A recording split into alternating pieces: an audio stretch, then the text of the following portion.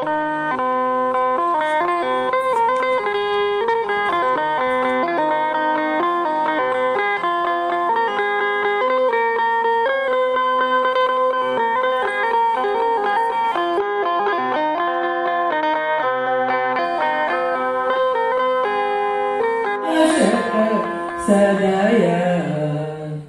ಲಾಲಿಸು ವಿಘ್ನ ವಿನಾಶಕ ಸದಯ ಪಾಲಿಸು ಪಾಲಿಸು ಪಾರ್ವತಿ ತನಯ ಮಧುಪುರವಾಸ ಹೃದಯ ವಿಲಾಸ ಮಧುಪುರವಾಸ ಹೃದಯ ವಿಲಾಸ ನಮಿಸುವೆ ಲಂಬೋದರ ಗಣನಾಥ ನಮಿಸುವೆ ಲಂಬೋದರ.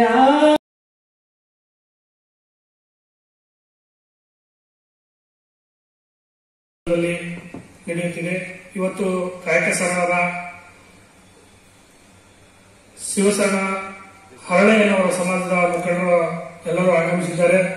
ವೇದಿಕೆಗೆ ಆಗಮಿಸಿದಂತಹ ಶ್ರೀಯುತ ಸಂಘ ಸಮಾಜದ ಜಿಲ್ಲಾ ಅಧ್ಯಕ್ಷರಾದ ವೆಂಕಟರಾಮನವರಿಗೆ ಆಧಾರದ ಸ್ವಾಗತವನ್ನು ಬಯಸುತ್ತೇನೆ. ಹಾಗೆ ಶಿವಮೊಗ್ಗ ಜಿಲ್ಲಾ ಸಂಘ ಸಮಾಜದ ಕಾರ್ಯದರ್ಶಿಗಳಾದಂತಹ ಶ್ರೀಯುತ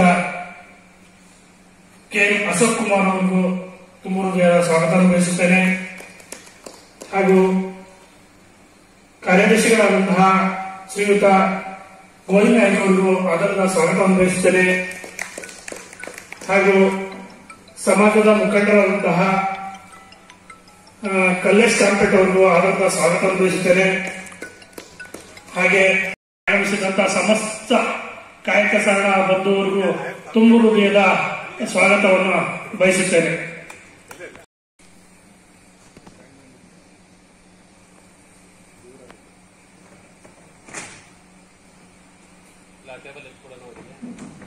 ಈ ಮನುಷ್ಯರಿಗೆ ಮತ್ತು ಆಲೋಚನೆ ಶಕ್ತಿ ಮತ್ತು ಜ್ಞಾಪನ ಶಕ್ತಿ ಅನ್ನುವಂಥದ್ದು ಇರೋದು.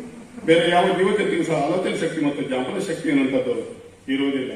ಈ ನಮ್ಮ ಶರೀರದಲ್ಲಿ ಯಾವ ಸೌಂದರ್ಯವೂ ಇರುವುದಿಲ್ಲ. ಸೌಂದರ್ಯವಿರುವುದು ವ್ಯಕ್ತಿಯ ಕರ್ಮದಲ್ಲಿ, ಅವನ ವಿಚಾರದಲ್ಲಿ, ಅವನ ಮಾತಿನಲ್ಲಿ, ಅವನ ವ್ಯವಹಾರದಲ್ಲಿ, ಅವನ ಸಂಸ್ಕಾರದಲ್ಲಿ ಮತ್ತು ಅವನ ಚಾರಿತ್ರ್ಯದಲ್ಲಿ. ಜೀವನದಲ್ಲಿ ಇವೆಲ್ಲವೂ ಇದ್ದಾಗ ಬದುಕಿನಲ್ಲಿ ನೆಮ್ಮದಿ ನೋಡಲಿಕ್ಕೆ ಸಾಧ್ಯ ಆಗ್ತದೆ ಅಂತ ಹೇಳಲಿಕ್ಕೆ ನಾನು ಬಯಸ್ತೇನೆ. ವಿಶಾಲವಾದ ಆಕಾಶವನ್ನು ಚಿಕ್ಕ ಕಣ್ಣಿನಿಂದ ನೋಡಬಹುದು, ಆದರೆ ಒಳ್ಳೆಯ ಹೃದಯವಂತನ್ನು ನೋಡಬೇಕಾದ್ರೆ ನಮ್ಮ ಈ ಕಾಯಕ ಶರಣ ಜಯಂತಿಯಲ್ಲಿ ಮಾತ್ರ ಸಾಧ್ಯ ಅಂತ ಹೇಳಲಿಕ್ಕೆ ನಾನು ಬಯಸ್ತೇನೆ. ಜ್ಞಾನದಿಂದ ಅಹಂಕಾರ ಬಂದರೆ ಅದು ವಿಷಕ್ಕೆ ಸಮಾನ. ಜ್ಞಾನದಿಂದ ವಿನಯ ಬಂದರೆ ಅದು ಅಮೃತಕ್ಕೆ ಸಮಾನ. ಕೈ ಸ್ವಚ್ಛವಿದ್ದರೆ ವ್ಯವಹಾರದಲ್ಲಿ ತೊಂದರೆ ಇಲ್ಲ. ನಾಲಿಗೆ ಸ್ವಚ್ಛವಿದ್ದರೆ ಸ್ನೇಹ ಸಂಬಂಧಕ್ಕೆ ತೊಂದರೆ ಇಲ್ಲ. ಮನಸ್ಸು ಸ್ವಚ್ಛವಿದ್ದರೆ ಪ್ರೀತಿಗೆ ತೊಂದರೆ ಇಲ್ಲ. ಈ ಕೈ, ನಾಲಿಗೆ ಮತ್ತು ಮನಸ್ಸು ಈ ಮೂರು ಸ್ವಚ್ಛವಿದ್ದರೆ ಜೀವನಕ್ಕೆ ಯಾವುದೇ ತೊಂದರೆ ಇಲ್ಲ ಎಂಬುದನ್ನು ಶರಣರು ನಮಗೆ ಹಾಕಿಕೊಟ್ಟಂತ ಮಾರ್ಗದರ್ಶನ. ಆ ನಿಟ್ಟಿನಲ್ಲಿ ನಾವೆಲ್ಲರೂ ಸಾಗೋಣ ಅಂತ ಹೇಳಲಿಕ್ಕೆ ನಾನು ಬಯಸ್ತೇನೆ. ಬದುಕಿನ ಕೊನೆಯವರೆಗೂ ನಮ್ಮನ್ನು ಕರೆದೊಯ್ಯುವುದು ಆತ್ಮವಿಶ್ವಾಸ ಮತ್ತು ಧೈರ್ಯವೇ ಹೊರತು ಅದೃಷ್ಟವಲ್ಲ. ದೇಶದ ಸಂವಿಧಾನ ಶಿಲ್ಪಿ ಡಾಕ್ಟರ್ ಬಾಬಾ ಸಾಹೇಬ್ ಅಂಬೇಡ್ಕರ್ ಅವರು ನಮಗೆ ನೀಡಿದಂತಹ ಸಂವಿಧಾನದ ಅಡಿಯಲ್ಲಿ ನಾವೆಲ್ಲರೂ ಸಹ ಬಾಳಿ ಬದುಕ್ತಾ ಇದ್ದೀವಿ. ಅದೇ ರೀತಿ ಬಾಬು ಜಗಜೀವನರಾವ್ ಅವರು ಸಂಘದ ಮುಖಂಡರಾದಂತಹ ಭಾಸ್ಕರ್ ಅವರು ಶಿವಸೇನಾ ಹಳ್ಳೆಯನವರ ನಿಧನದ ಬಗ್ಗೆ ಸಂಕ್ಷಿಪ್ತವಾಗಿ ಕಾಯಕ ಸಂಘದ ಬಗ್ಗೆ ಮಾಹಿತಿಯನ್ನು ತಿಳಿಸಿದಂತೆ ಅವರಿಗೆ ತುಂಬ ಹೃದಯದ ಅಭಿನಂದನೆಗಳನ್ನು ಸಲ್ಲಿಸುತ್ತೀವಿ. ಈಗ ಕೆಎನ್ ಅಶೋಕ್ ಕುಮಾರ್ ಪಿಳ್ಳಂಗೆರೆ, ಕೆಜಿಐಡಿ ನಿವೃತ್ತ ವಿಮಾ ಅಧಿಕಾರಿಗಳು ಕಾಯಕ ಸಂಘ ಜೀವನ ಚರಿತ್ರೆ ಕುರಿತು ಶ್ರೀ ಹರಳೆಯನವರ ಚರಿತ್ರೆ ಬಗ್ಗೆ ತಮ್ಮ ಮುಂದೆ ಹೇಳಲಿದ್ದಾರೆ. ಎಲ್ಲರಿಗೂ ನಮಸ್ಕಾರ. ಅವರಿಗೆ ಎಲ್ಲ ಶರಣರಿಗೂ ಶರಣ ಶರಣಾರ್ಥಿಗಳು.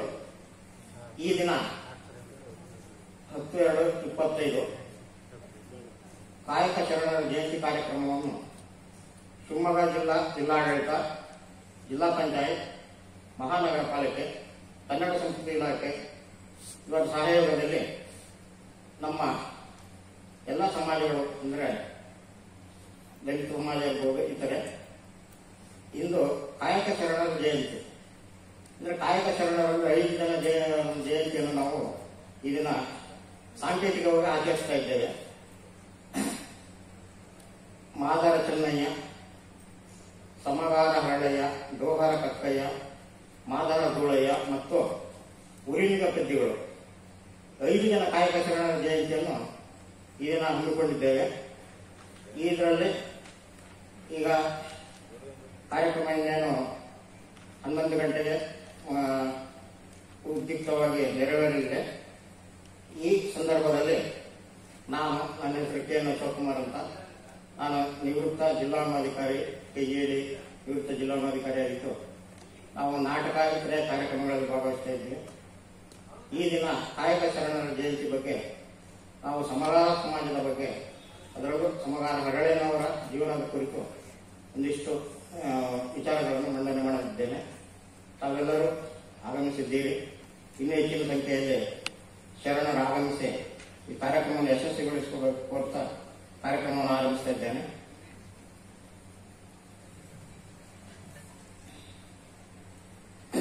ನಮಸ್ಕಾರ, ಎಲ್ಲರಿಗೂ ಶರಣಾರ್ಥಿಗಳು.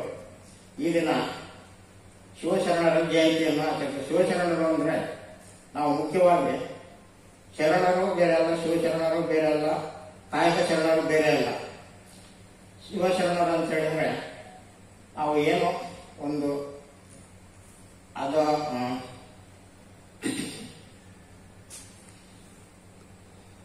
ಲಿಂಗಾಯತ ಧರ್ಮ, ವೀರಶೈವ ಧರ್ಮ ಅಂತ ಕರಿತೇವೆ. ಅದನ್ನು ನಿಜವಾಗಿ ಹೇಳಬೇಕು ಅಂತ ಹೇಳಿದ್ರೆ ಒಂದು ಮಾನವ ಧರ್ಮ, ಅದು ಒಂದು ಜೀವನ ಕ್ರಮ, ಜೀವನ ಶೈಲಿ. ಇದು ಒಂದು ಪ್ರತ್ಯೇಕ ಧರ್ಮ ಅಂತ ಪರಿಗಣಿಸುವ ಸಾಧ್ಯವಿಲ್ಲ. ಒಟ್ಟಿಗೆ ಜನಸಾಮಾನ್ಯರಲ್ಲಿ ಭಕ್ತಿ, ಮುಖ್ಯವಾಗಿ ದಯೆ, ಕರುಣೆ, ಅನುಕಂಪಗಳನ್ನು ತುಂಬುವುದು ಧರ್ಮದ ಮೂಲ ಉದ್ದೇಶವಾಗಿದೆ. ಈ ಧರ್ಮದ ಸ್ಥಾಪಕರು ಮುಖ್ಯವಾಗಿ ಎಲ್ಲ ಶಿವಶರಣರು ಬರ್ತಾರೆ. ಆದರೆ ಇದರಲ್ಲಿ ಮುಖ್ಯವಾಗಿ ಬರ್ತಕ್ಕಂಥವರು ಬಸವಣ್ಣನವರು. ಬಸವಣ್ಣನವರು ಭಕ್ತಿ ಭಂಡಾರಿ ಬಸವಣ್ಣ ಅಂತ ಕರಿತೀವಿ. ಯಾಕಂದ್ರೆ ಬಸವಣ್ಣನವರು ಇವಾಗ ವೀರಶೈವ ಸಮಾಜ, ಲಿಂಗಾಯತ ಸಮಾಜ ಏನಿದೆ ಈ ಧರ್ಮ, ಇದನ್ನು ಸ್ಥಾಪಿಸಿದವರಲ್ಲಿ ಅಗ್ರಗಣ್ಯರು. ಈಗ ಶಿವಶರಣರ ಬಗ್ಗೆ ಹೇಳಬೇಕು ಅಂತ ಹೇಳಿದ್ರೆ ಮುಖ್ಯವಾಗಿ ಜೇಡರ ದಾಸಿಮಯ್ಯ ಆದ್ಯ ವಚನಕಾರರಾಗಿ ಕಂಡು ಬರ್ತಾರೆ. ಆ ನಂತರದಲ್ಲಿ ಬಸವಣ್ಣನವರು, ಸಮಗಾರ ಹರಳೇನವರು ಇರ್ಬೋದು, ಸಿದ್ದರಾಮೇಶ್ವರರು ಮತ್ತು ಅಲ್ಲಮ್ಮ ಪ್ರಭುಗಳು, ಅಕ್ಕಮಹಾದೇವಿ, ಮೋಳಿಗೆ ಮಾರಯ್ಯ ಮುಂತಾದ ಶರಣರು ಈ ನಮ್ಮ ವಚನ ಸಾಹಿತ್ಯದಲ್ಲಿ ಕಂಡು ಬರ್ತಾರೆ. ವಚನ ಸಾಹಿತ್ಯ ಸಾಮಾನ್ಯವಾಗಿ ನಾವು ನೋಡಬೇಕು ಅಂದ್ರೆ 12ನೇ ಶತಮಾನದಲ್ಲಿ ಕಂಡುಬರುವ ಒಂದು ಸಾಂಸ್ಕೃತಿಕ ಚಳುವಳಿ ಎಂದೇ ಹೇಳಬಹುದು. 12ನೇ ಶತಮಾನ ನಮಗೆಲ್ಲ ಗೊತ್ತಿರುವ ಹಾಗೆ, ಎಲ್ಲರೂ ತಿಳುವಳಿಕೆ ಇರೋರು, ಪ್ರಾಜ್ಞರಿದ್ದೀರಿ, ನಿಮಗೆಲ್ಲ ತಿಳಿದೇ ಇದೆ. ಉತ್ತರ ಭಾರತದ ಕಡೆಯಿಂದ ಅನೇಕ ಧರ್ಮಗಳು ಹುಟ್ಟುಕೊಂಡು ಬಂದವು. ದಕ್ಷಿಣ ಭಾರತದಲ್ಲಿ ಯಾವುದೇ ಧರ್ಮಗಳು ಪ್ರಚಲಿತವಾಗಿ ಇರಲಿಲ್ಲ. ಮುಖ್ಯವಾಗಿ ಉತ್ತರದ ಕಡೆಯಿಂದ ಬಂದಂತಹ ಧರ್ಮಗಳು ಅಂದ್ರೆ ಬೌದ್ಧ ಧರ್ಮ ಇರಬಹುದು, ಜೈನ ಧರ್ಮ, ಶೈವ ಇತ್ಯಾದಿ ಧರ್ಮಗಳು ಉತ್ತರ ಭಾರತದ ಕಡೆಯಿಂದ ಜನ್ಮ ತಾಳಿದವು. ಇಂತಹ ಸಂದರ್ಭದಲ್ಲಿ 12ನೇ ಶತಮಾನ ಎಲ್ಲ ವಿಶ್ವಾದ್ಯಂತ ಬಹಳಷ್ಟು ಒಂದು ಶೋಭೆಯ ಕಾಲ, ಯುದ್ಧದ ಕಾಲ ಎಂದು ಹೇಳಬಹುದು. ಇದರಿಂದ ಜನ ತುಂಬಾ ಬೇಸರಗೊಂಡಿದ್ರು, ನೊಂದಿದ್ರು. ಇಂತಹ ಸಂದರ್ಭದಲ್ಲಿ ಕರ್ನಾಟಕದಲ್ಲಿ ಒಂದು ಹೊಸ ಯುಗ ಪ್ರವರ್ತಕ ಜನ್ಮ ತಾಳ್ತಾರೆ. ಅವರೇ ಭಕ್ತಿ ಭಂಡಾರಿ ಬಸವಣ್ಣನವರು. ಒಂದು ಕಡೆ ಹೇಳ್ತಾರೆ, ನಮ್ಮ ಲಂಕೇಶ್ವರ ಅವರು ಒಂದು ನಾಟಕ, ಸಂಕ್ರಾಂತಿ ನಾಟಕದಲ್ಲಿ ಹೇಳ್ತಾರೆ, ಬ್ರಾಹ್ಮಣರ ಜನಿವಾರ ಕಿತ್ತು ಹೊರ ಬಂದಿರಿ ನೀವು ಬಸವಣ್ಣ ಅಂತ. ಅವರು ಬ್ರಾಹ್ಮಣರಾಗಿದ್ದು ನಂತರದಲ್ಲಿ ಜನಿವಾರವನ್ನು ತೆಗೆದು ಬಂದು ಹೊಸದಾದ ಒಂದು ಧರ್ಮ ಸಂಸ್ಕೃತಿಯನ್ನು ಕಟ್ತಾರೆ. ಈಗ ಮುಖ್ಯ ಕಾರಣ ಏನಂತ ಹೇಳಿದ್ರೆ, ಸಮಾಜದಲ್ಲಿ 12ನೇ ಶತಮಾನದಲ್ಲಿ ವೈದಿಕ ಧರ್ಮ ಇರ್ಬೋದು, ಅಂದ್ರೆ ಧರ್ಮ, ಶ್ರದ್ಧೆ, ಅನುದಾನಕರಣಗಳು, ಜನರಲ್ಲಿ ಮೂಢನಂಬಿಕೆಗಳು ಇತ್ಯಾದಿಗಳು ತುಂಬುದೇ ಇದ್ವು. ಇಂತಹ ಸಂದರ್ಭದಲ್ಲಿ ಇವುಗಳಿಂದ ಹೊರತಾದ ಒಂದು ಜನಜೀವನವನ್ನು ಸೃಷ್ಟಿ ಮಾಡಬೇಕು. ಅದಕ್ಕೆ ಇಲ್ಲಿ ಮುಖ್ಯವಾಗಿ ನಮ್ಮ ದೇಶ ಒಂದು ದೇಶ ಅಂದ್ರೆ ನಮ್ಮ ದೇಶ, ಭಾರತ ದೇಶ ಬಹು ಸಂಸ್ಕೃತಿಗಳ ನಾಡು. ಇದು ವೈರುಧ್ಯಗಳೆಲ್ಲ ನಮ್ಮಲ್ಲಿ ಇರತಕ್ಕಂಥದ್ದು ವೈವಿಧ್ಯದಿಂದ ಕೂಡಿದೆ. ಬಹು ಸಂಸ್ಕೃತಿ, ಬಹು ಜನರಿಂದ ಕೂಡಿದೆ.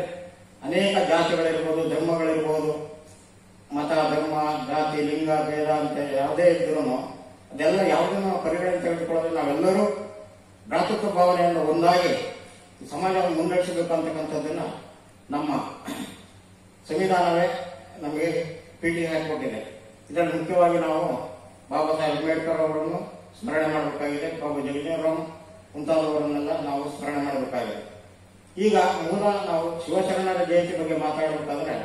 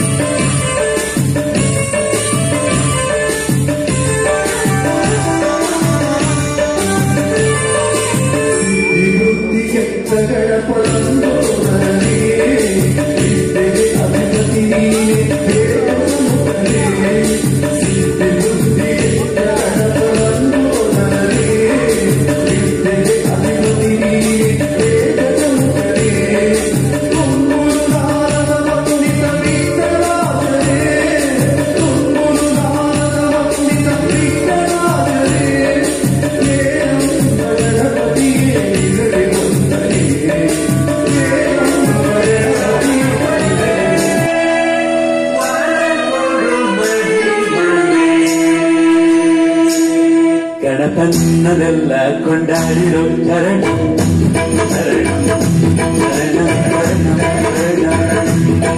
ಶಬರೀಶನ ಸಿಂಹಾಸನ ನೋಡೋ ವರ್ಗಮೋ ಮಣಿಹಾರದ ಗುರುಸಾರದ ದಾರಿ ನಡೆದವು ಆಮೇಲೆ ದಿನಗಳ ಕಾಲ ಕಾಯೋ ಕಳುಹಿದನೋನ ಕನ್ನದೆಲ್ಲ ಕೊಂಡಾಡಿರೋ ಶರಣಂ ಶರಣಂ ಶರಣಂ ಶರಣಂ ಶರಣಂ ಶರಣಂ ಶರಣಂ ಶರಣಂ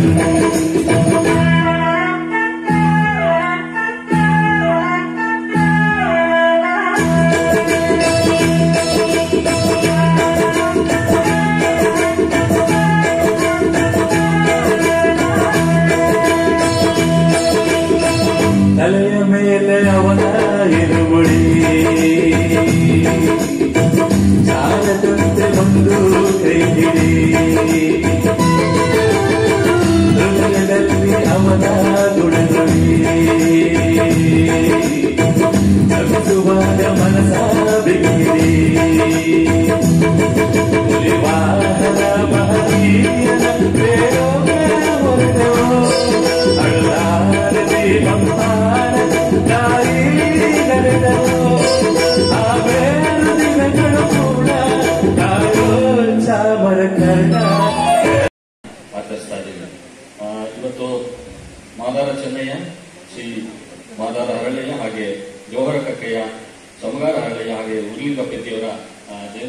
ಇವತ್ತು 5 ಜನರು ಮಹಾನ್ ಪುರುಷರ ಒಂದು ಜಯಂತಿಯನ್ನು ಆಚರಿಸ್ತಾ ಇದ್ದೀವಿ. ಈ ಒಂದು ಕಾರ್ಯಕ್ರಮಕ್ಕೆ ಉದ್ಘಾಟನೆಯನ್ನು ಸನ್ಮಾನ್ಯ ನಗರ ಕ್ಷೇತ್ರದ ಶಾಸಕರಾದ ಶ್ರೀಯುತ ಎಸ್ ಎನ್ ಚನ್ನಬಸಪ್ಪ ಸರ್ ಅವರು ನಡೆಸಿಕೊಂಡಿದ್ದಾರೆ. ಅವರಿಗೆ ನಮ್ಮೆಲ್ಲರ ಪರವಾಗಿ ಹಾರ್ದಿಕವಾದ ಸ್ವಾಗತವನ್ನು ಕೋರ್ತಾ ಇದ್ದೇನೆ ಸರ್. ಕಾರ್ಯಕ್ರಮಕ್ಕೆ ಮತ್ತೋರ್ವ ಅತಿಥಿಗಳಾಗಿ ಶ್ರೀಯುತ ಚಂದ್ರಗೋಪಾಲ್ ಸರ್ ಅವರು CS ಚಂದ್ರಗೋಪಾಲ್ ಸರ್ ಅವರು ಸನ್ಮಾನ್ಯ ಜಿಲ್ಲಾಧ್ಯಕ್ಷರು ಪ್ರಾಧಿಕಾರ ಶಿವಮೊಗ್ಗ ಇವರು ಕೂಡ ಆಗಮಿಸಿದ್ದಾರೆ. ಅವರಿಗೆ ನಿಮ್ಮೆಲ್ಲರ ಪರವಾಗಿ ಜಿಲ್ಲಾಡಳಿತ ಪರವಾಗಿ ಆತ್ಮೀಯವಾದ ಸ್ವಾಗತವನ್ನು ಕೋರ್ತಾ ಇದ್ದೇನೆ ಸರ್. ಕಾರ್ಯಕ್ರಮಕ್ಕೆ ಇವರ ಮಹನೀಯರ ಕುರಿತಾಗಿ ವಿಶೇಷ ಉಪನ್ಯಾಸವನ್ನು ನೀಡಲಿಕ್ಕೆ ಡಾಕ್ಟರ್ ಸೋಮಶೇಖರ್ H. ಶಿವಮೊಗ್ಗಿ ಇವರು ಉಪನ್ಯಾಸಕರು, ಕನ್ನಡ ವಿಭಾಗ, ಸರ್ಕಾರಿ ಪ್ರಥಮ ದರ್ಜೆ ಕಾಲೇಜು ಶಿಕಾರಿಪುರ ಇವರು ಆಗಮಿಸಿದ್ದಾರೆ. ಅವರು ಕೂಡ ನಿಮ್ಮೆಲ್ಲರ ಪರವಾಗಿ ಆತ್ಮೀಯವಾದ ಸ್ವಾಗತವನ್ನು ಕೋರ್ತಾ ಇದ್ದೇನೆ ಸರ್. ಅದೇ ರೀತಿ ಸಮಗಾರ ಸಮಾಜದ, ಮಾದಾರ ಸಮಾಜ ಹಾಗೆ ವಿವಿಧ ಸಂಘಟನೆಗಳ ಪ್ರಮುಖರು, DSS ಆಗಿರ್ಬೋದು, ಎಲ್ಲರೂ ಕೂಡ ಬಂದಿದ್ದೀರಿ. ಮಾಧ್ಯಮ ಪ್ರತಿನಿಧಿಗಳು ಕೂಡ ಬಂದಿದ್ದೀರಿ. ತಮ್ಮೆಲ್ಲರೂ ಕೂಡ ಆತ್ಮೀಯವಾದ ಸ್ವಾಗತವನ್ನು ಕೋರ್ತಿದ್ದೀನಿ. ಹಾಗೆ ಕೆಲವು ಇಲಾಖೆಯವರು ಕೂಡ ಬಂದಿದ್ದೀರಿ. ತಮಗೂ ಕೂಡ ಆತ್ಮೀಯವಾದ ಸ್ವಾಗತವನ್ನು ಕೋರ್ತಾ ಸ್ವಾಗತವನ್ನು ಮುಗಿಸ್ತೀನಿ. ಧನ್ಯವಾದಗಳು ಸರ್.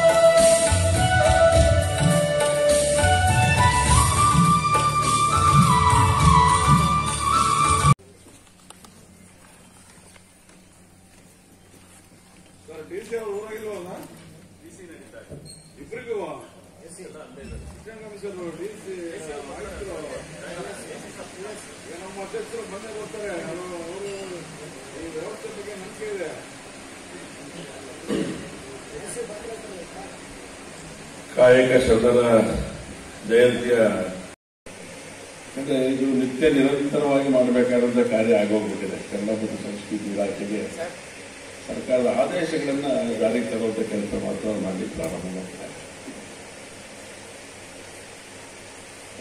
ಒಂದೇನಪ್ಪ ಸಂತೋಷ, ಯಾರು ಬರಬೇಕು ಅವ್ರು ಬಂದಿಲ್ಲ, ರಾಜ್ಕುಮಾರ್ ಮಾತಾಡೋದು ತಪ್ಪೇನಿಲ್ಲ. ಯಾಕಂದ್ರೆ ಇದಕ್ಕೆ ಇಂಪಾರ್ಟೆನ್ಸ್ ಸಿಗಬೇಕು ಅಂತೇಳಿ ಅನಿಸುವಂಥದ್ದು ಯಾವಾಗ ಅಂತ ಹೇಳಿದ್ರೆ, ಮಹಾನಗರ ಪಾಲಿಕೆ ಅಂತ ಹಾಕಿದ್ರೆ ಅದಕ್ಕೆ ಸಂಬಂಧಪಟ್ಟವ್ರು ಯಾರು ಇರಲ್ಲ. ನಿಜ ಕಾರ್ಯದ ಒತ್ತಡ ಇರಬಹುದು, ಆದ್ರೆ ಯಾರನ್ನಾದ್ರೂ ಕಳಿಸ್ಕೊಡ್ಬೇಕು. DC ಅವರು VC ಇರುತ್ತೆ, ಅದರಿಂದ ಯಾರನ್ನಾದ್ರೂ ಕಳಿಸ್ಕೊಡ್ಬೇಕು. ಅಕಸ್ಮಾತ್ ನಾನು ಅನೇಕ ಕಾರ್ಯಕ್ಕೂ ಬರೋಕ್ಕಾಗಿರೋದು, ಅನೇಕ ಕಾರಣಕ್ಕೋಸ್ಕರ ಬೇರೆ 12 ಗಂಟೆ ಒಂದು ಆಶ್ರಯ ಮೀಟಿಂಗ್ ಕರೆದು ಬಿಟ್ಟಿದ್ದಾರೆ, ಅಲ್ಲಿಗೆ ಹೋಗಿ. ಸೊ ಈ ತರ ಸಂದರ್ಭಗಳಲ್ಲಿ ಹೇಗಾದರೂ ಇದನ್ನ ನಿಭಾವಣೆ ಚೆನ್ನಾಗಾಗೋ ದೃಷ್ಟಿಯಿಂದ ಸ್ವಲ್ಪ ರೀತಿಯಲ್ಲಿ ಮಾಡುವಂತ ಅಗತ್ಯ ಇದೆ. ಉಮೇಶ್ ಆಲೋಡಿ ಅದನ್ನು ಗಮನಿಸ್ತಾರೆ ಅಂತ ನನ್ನ ನಂಬಿಕೆಯನ್ನು ಕೂಡ ಇದೆ. ಅದಕ್ಕೆ ಮುಂಚೆ ಹೇಳ್ಬೇಕು, ನೀವು ಬರ್ಬೇಕು ಸರ್, ಬರ್ಲಿಲ್ಲ ಅಂದ್ರೆ ಯಾರನ್ನ ಕಳಿಸ್ಕೊಡ್ಬೇಕು, ಪ್ರತಿನಿಧಿಗಳು ಬರ್ಬೇಕಲ್ಲ. ಇಲ್ಲದೆ ಹೋದ್ರೆ ಈ ಕಾರ್ಯಕ್ರಮದ ಅರ್ಥ ಕಳ್ಕೊಂಡ್ಬಿಡತ್ತೆ ಅಂತ. ಹಾಗಾಗಿ ಮುಂದಿನ ದಿನಗಳಲ್ಲಿ ಆ ಕಾರ್ಯವನ್ನು ಮಾಡ್ತಿರೋದು ವಿಶ್ವಾಸ ನನಗಿದೆ. ನಾನು ಅದೇ ಕೇಳಿದೆ,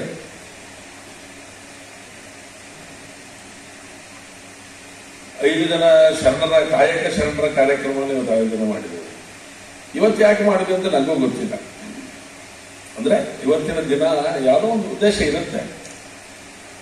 ಇವತ್ತು ಯಾಕೆ 500 ಜನರಿಗೆ ಸಂಬಂಧಪಟ್ಟಂತೆ ಸಂಘಟನೆಗಳು ಸಮ್ಮೇಳನ ಮಾಡಬೇಕು ಅಂತ ಅನಿಸ್ತು ಸರ್ಕಾರಕ್ಕೆ. ಆ ತರದ ಒಂದು ವಿಶೇಷತೆಗಳು ಇಲ್ಲದೆ ಏನೋ ಈ ಕಾರ್ಯಕ್ರಮ ಆಯೋಜನೆ ಆಗಿರುವುದಿಲ್ಲ. ಅದು ತಿಳಿಸುವಂತ ಕೆಲಸ ನಾವು ಮಾಡಬೇಕಾಗತ್ತೆ. ಆ ದಿಕ್ಕಲ್ಲಿ ಸ್ವಲ್ಪ ಯೋಚನೆ ಮಾಡುವಂಥದ್ದು ಅಗತ್ಯ ಇದೆ ಅಂತ ಹೇಳಿ ನಾನು ನಮ್ಮ ಸೋಮಶೇಖರ್ ಅಂತ ಕೂಡ ಕೇಳಿದೆ, ಏನಾದ್ರು ಇದ್ರ ಬಗ್ಗೆ ಏನಾದ್ರು ಮಾಹಿತಿ ಇದೆ, ತಿಳ್ಕೊಳಕ್ ಆಗ್ಬೇಕು ಅಷ್ಟೇ. ಇದನ್ನು ಆಪಾದನೆಗೋಸ್ಕರ ಏನಾದ್ರು ಬೇಕು ಅಂತ ಹೇಳಿದ್ರೆ ಪ್ರತಿಯೊಬ್ಬ ವ್ಯಕ್ತಿಯ ಚಾರಿತ್ರ್ಯ ಚೆನ್ನಾಗಿರ್ಬೇಕು, ವ್ಯಕ್ತಿಯ ವ್ಯಕ್ತಿತ್ವಗಳು ಚೆನ್ನಾಗಾಗ್ತಾ ಹೋಗಬೇಕು, ಅವರ ನುಡಿಗೂ ನಡೆಗೂ ವ್ಯತ್ಯಾಸಗಳು ಇರಬಾರ್ದು, ಬಹಳ ಅಂತರಗಳು ಕಾಣಿಸ್ಕೊಳ್ಬಾರ್ದು ನಮಗೆ. ಹಾಗಾಗಿ ಏನೆಲ್ಲ ಮಾಡಿದ್ರೆ ವ್ಯಕ್ತಿಯ ಜೀವನ ಪರಿಪೂರ್ಣ ಆಗತ್ತೆ ಅಂತ ಹೇಳಿ ಯೋಚನೆಯನ್ನ ಮಾಡಿ ಅವರು ತಮ್ಮ ಕಾಯಕದ ಮೂಲಕ ಕಾರ್ಯವನ್ನು ಮಾಡಲಿಕ್ಕೆ ಪ್ರಾರಂಭ ಮಾಡಿದಂತ 5 ಜನ ಶರಣರು. ಅವರು ಒಬ್ಬೊಬ್ಬರ ಜೀವನಕ್ಕೆ ಹೋದ್ರೆ ಒಬ್ಬೊಬ್ಬರ ಜೀವನದ ಒಂದೊಂದರ ಸಂಗತಿಗಳಿದೆ ಅವ್ರು ಮಾಡಿದಂತ ಕಾರ್ಯಗಳ ಬಗ್ಗೆ. ಆದ್ರೆ ಎಲ್ಲರೂ 5 ಜನ ಹೇಳಿರೋದು ಏನಪ್ಪಾ ಅಂತ ಹೇಳಿದ್ರೆ, ಮುಂದಿನ ಪೀಳಿಗೆಗೆ ತಗೊಂಡೋಗುವಂತ ಒಂದು ಸಿಸ್ಟಮ್ ಅನ್ನ ನಾವು ಗಟ್ಟಿ ಮಾಡಬೇಕು, ಅದನ್ನ ತರಬೇಕು. ನಾವು ಅದನ್ನು ತರದೇ ಹೋದ್ರೆ ದಿನಾಚರಣೆಗಳಿಗೆ ಅರ್ಥ ಬರುತ್ತೆ ಅಂತ ನನಗೇನಂತೂ ಅನ್ಸೋದಿಲ್ಲ. ಇದೆ ನನಗೆ ಅನ್ಸೋದೇ ಇಲ್ಲ. ಯಾಕಂದ್ರೆ 5 ಜನ ಹಿಂದೂ ಸಮಾಜಕ್ಕೆ ಶಕ್ತಿ ಕೊಟ್ಟಂತವ್ರು ಇವರೆಲ್ಲರೂ ಕೂಡ ಯಾವ ಸಮುದಾಯಗಳು ತುಳಿತಕ್ಕೊಳಗಾಗಿತ್ತು ಈ ಒಂದು ಹಿಂದೂ ಸಮಾಜದಲ್ಲಿ ಆ ಎಲ್ಲ ಸಮಾಜಗಳನ್ನ ಮೇಲಕ್ಕೆತ್ತುವಂತ ಕೆಲಸಕ್ಕೆ ಕೈ ಹಾಕಿದಂತವ್ರು ಇವರೆಲ್ಲರೂ. ಅವರಿಗೆ ಮಾರ್ಗದರ್ಶನ ಮಾತುಗಳನ್ನು ಹೇಳಿದಂತವ್ರು, ಅದರಲ್ಲಿದ್ದ ಅಂಕುಡೊಂಕುಗಳನ್ನು ತಿದ್ದಿ ತೀಡಿ ಈ ಸಮಾಜ ಹೇಗಿರಬೇಕು ಅಂತ ಹೇಳಿದಂತವ್ರು ಇವರೆಲ್ಲ. ಹಾಗಾಗಿ ಇದರದ ಒಂದು ವಿಶೇಷವಾದಂತ ಪರಿಚಯಗಳನ್ನ ಇವತ್ತು 5 ಜನಗಳನ್ನ ಒಟ್ಟಿಗೆ ಸೇರಿಸಿ, ಅಂದ್ರೆ ಕಾಯಕ ಅನ್ನೋಂಥದ್ದು ಬೇರೆ ಬೇರೆ ರೀತಿಯಲ್ಲಿ ಇದಿರುವುದಿಲ್ಲ. ಕಾಯಕ ಅದು ಒಂದೇ, ಕಾಯಕದ ಎಡೆಗೆ ನಮ್ಮ ನಡಿಗೆ ಆಗಬೇಕು ಅನ್ನೋ ಸಮಯವನ್ನು ಕೂಡ ನಿಗದಿ ಮಾಡಿದ್ದಾರೆ. ಆ ಸಮಯದ ಒಳಗಡೆ ನಾನು ಹೇಳುವಾಗ ಸಮಾಜದಲ್ಲಿ ದಲಿತ ಸಮುದಾಯಕ್ಕೆ ಸೇರಿರುವಂತ ವಚನಕಾರರು ಅಂತ ಅವರನ್ನು ಕರೆಯೋದಕ್ಕಿಂತ ಅನೇಕ ಜನ ವಚನಕಾರರಿದ್ದಾರೆ.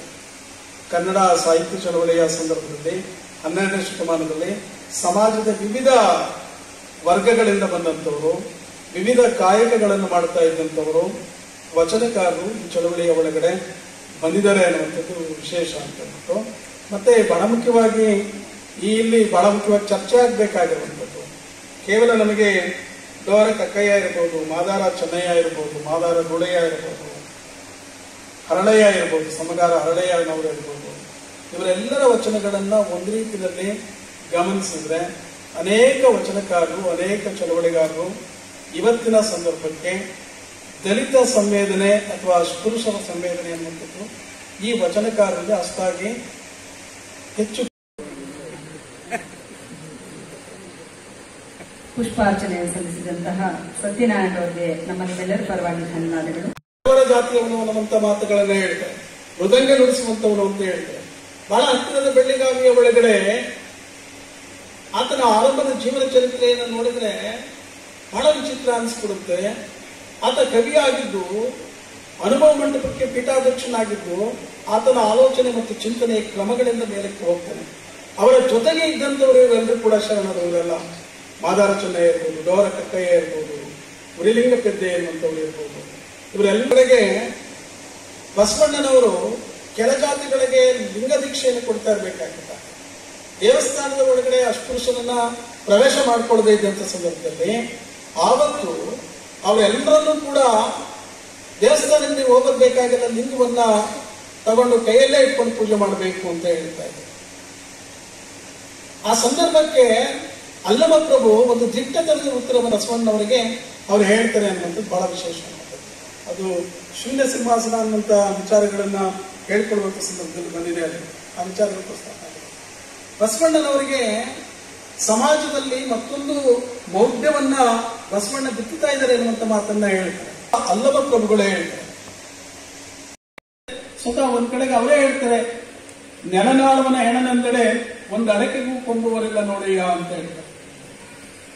ಈ ನೆಲವನ್ನ ಆಳುವಂತ ಒಬ್ಬ ದೊರೆ ಸತ್ತೋಗಿದ್ದಾನೆ. ಆ ಹೆಣದ ಬೆಲೆ ಅತ್ಯಂತ ಕಡಿಮೆ. ಅಡಿಕೆ ಬೆಲೆ ಎಷ್ಟು ಕಡಿಮೆ ಇದೆ, ಒಂದು ಅಡಿಕೆ ಬೆಲೆ ಅದಕ್ಕಿಂತ ಕಡಿಮೆ ಇದೆ. ಆ ಅಡಿಕೆ ಬೆಲೆಯನ್ನು ಕೊಟ್ಟಾಗ ಯಾರಾದ್ರೂ ಕೊಂಡ್ಕೊಳ್ತೀರಾ ಅಂತ ಕೇಳಿದ್ರೆ ಯಾರು ಕೊಳ್ಳೋದಕ್ಕೆ ಬರೋದಿಲ್ಲ. ಅದನ್ನೇ ಬಸವಣ್ಣನವರು ಹೇಳ್ತಾರೆ. ಅಷ್ಟೇ ಸತ್ಯನಾರಾಯಣವರು ಹಾಗೂ ಈಗ ನಾನೇ ಕಾಯಕ ಸಂಘ ಆಗಿರ್ಬೋದು, ಪ್ರಭು ಇರ್ಬೋದು, ಸಿದ್ದಲಿಂಗ ಸ್ವಾಮಿ ನಮ್ಮ ಸಹಕಾರ ಕ್ಷೇತ್ರದ ಅವರು, ರಾಮಂಗಟ್ಟಿ ಇರ್ಬೋದು, ಸಿದ್ದಲಿಂಗಯ್ಯನವರು ಇರ್ಬೋದು, ಶಿವಕುಮಾರ್, ಆಮೇಲೆ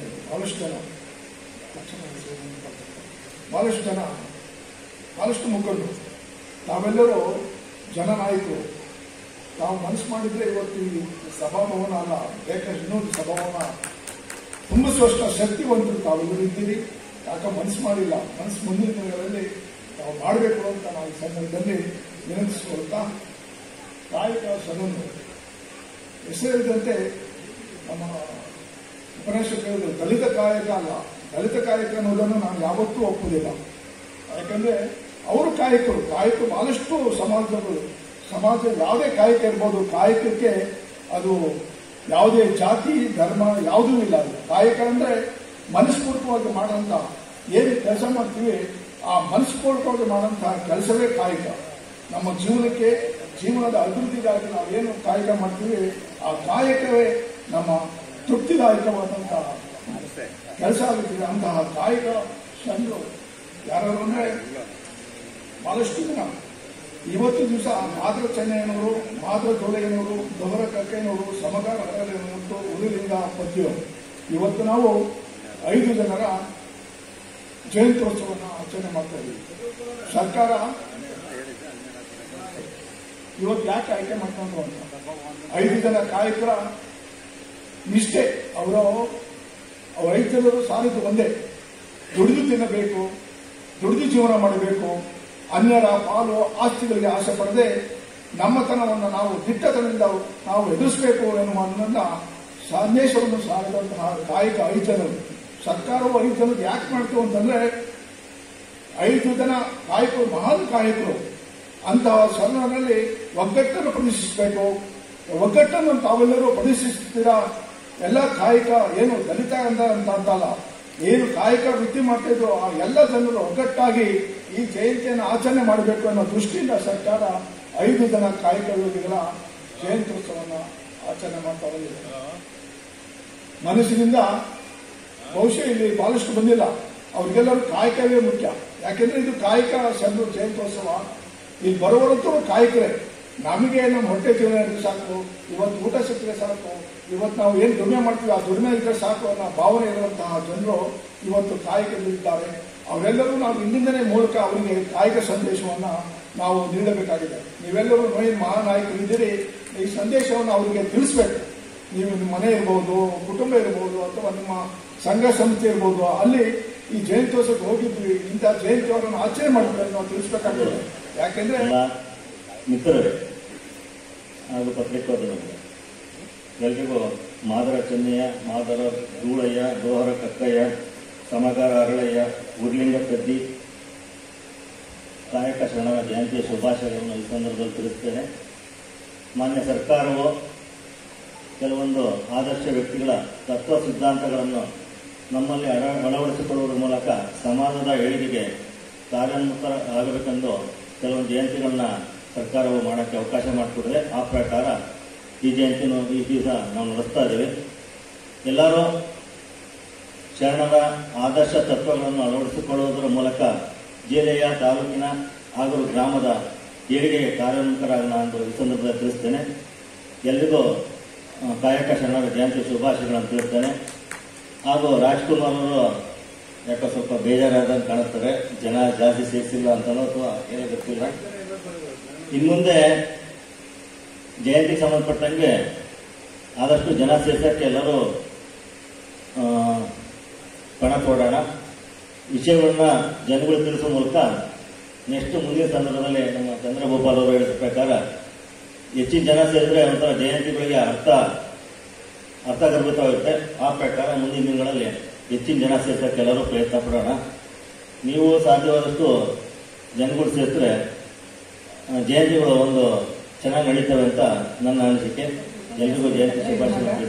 ಸರ್ಕಾರಿ ಪ್ರಥಮ ದರ್ಜೆ ಕಾಲೇಜು ಇವರಿಗೆ ಇಲಾಖೆ ವತಿಯಿಂದ ಹಾಗೂ ನಮ್ಮ ನಿಮ್ಮೆಲ್ಲರ ಪರವಾಗಿ ಹೃತ್ಪೂರ್ವಕವಾದಂತಹ ವಂದನೆಗಳನ್ನು ಅತಿಥಿಗಳಾಗಿ ಆಗಮಿಸಿರ್ತಕ್ಕಂತಹ ಸನ್ಮಾನ್ಯ ಶ್ರೀ ಎಸ್.ಎನ್. ಚನ್ನಬಸಪ್ಪ, ಸನ್ಮಾನ್ಯ ಶಾಸಕರು, ವಿಧಾನಸಭೆ ಶಿವಮೊಗ್ಗ ನಗರ ಕ್ಷೇತ್ರ, ಇವರಿಗೂ ಕೂಡ ನಮ್ಮ ನಿಮ್ಮೆಲ್ಲರ ಪರವಾಗಿ ವಂದನೆಗಳನ್ನು ಸಲ್ಲಿಸ್ತಾ ಇದ್ದೇವೆ. ಹಾಗೆ ಶ್ರೀ ಸಿ.ಎಸ್. ಚಂದ್ರಭೂಪಾಲ, ಸನ್ಮಾನ್ಯ ಜಿಲ್ಲಾಧ್ಯಕ್ಷರು, ಜಿಲ್ಲಾ ಮಟ್ಟದ ಗ್ಯಾರಂಟಿ ಯೋಜನೆಗಳ ಅನುಷ್ಠಾನ ಪ್ರಾಧಿಕಾರ ಶಿವಮೊಗ್ಗ, ಇವರಿಗೂ ಕೂಡ ಇಲಾಖೆ ವತಿಯಿಂದ ಹಾಗೂ ನಮ್ಮ ನಿಮ್ಮೆಲ್ಲರ ಪರವಾಗಿ ಹೃತ್ಪೂರ್ವಕವಾದಂತಹ ವಂದನೆಗಳನ್ನು ಸಲ್ಲಿಸ್ತಾ ಇದ್ದೇವೆ. ಹಾಗೆ ಸನ್ಮಾನ್ಯ ಸತ್ಯನಾರಾಯಣ್, ಉಪವಿಭಾಗಾಧಿಕಾರಿಗಳು ಶಿವಮೊಗ್ಗ, ಇವರು ಸಹ ನಮ್ಮೊಂದಿಗೆ ಬಂದು ಕಾರ್ಯಕ್ರಮವನ್ನು ಯಶಸ್ವಿಗೊಳಿಸಿದ್ದಾರೆ. ಇವರಿಗೂ ಕೂಡ ನಮ್ಮ ನಿಮ್ಮೆಲ್ಲರ ಪರವಾಗಿ ಹಾಗೂ ಇಲಾಖೆ ವತಿಯಿಂದ ಧನ್ಯವಾದಗಳನ್ನ ಹಾಗೂ ವಂದನೆಗಳನ್ನು ಸಲ್ಲಿಸ್ತಾ ಇದ್ದೇವೆ.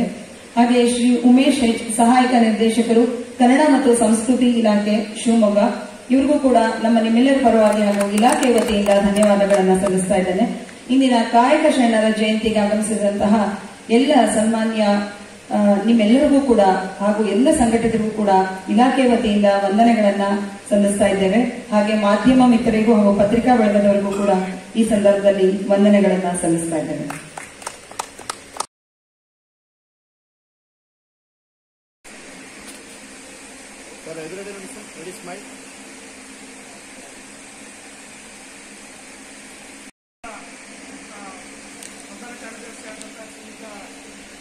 ಫ್ಯಾನ್ ಆಫ್ ಮಾಡಿ. ಅಶೋಕ್ ಕುಮಾರ್ ಅವರು ಉಪನ್ಯಾಸ ನೀಡಿರುತ್ತಾರೆ ಕಾಯಕ ಸಂಘ. ಅವರಿಗೆ ನಮ್ಮ ಸಮಾಜದ ವತಿಯಿಂದ ಅಭಿನಂದನೆ ಧನ್ಯವಾದಗಳು ಸಲ್ಲಿಸಬೇಕಂತ ಕೇಳ್ಕೊಳ್ತೀನಿ. ಸರ್ ಬಂದು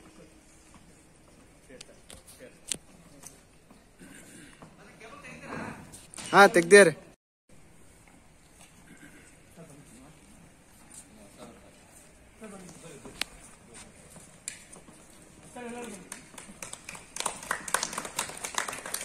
ಸರ್ ಹಾಗೆ ನಿಂತ್ಕೊಳ್ಳಿ, ಸ್ವಲ್ಪ ಹಿಂದೆ ಬನ್ನಿ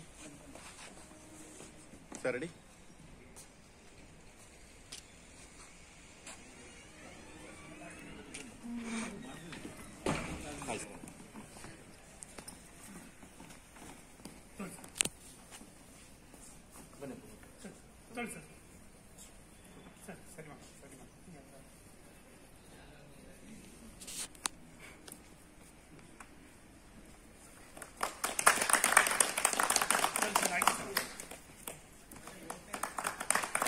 ಸರ್ ಹಾಗೆ ರೀ.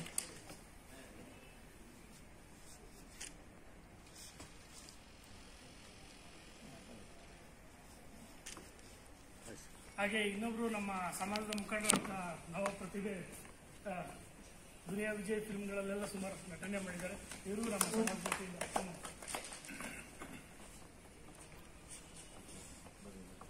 ಮಾಡಿ.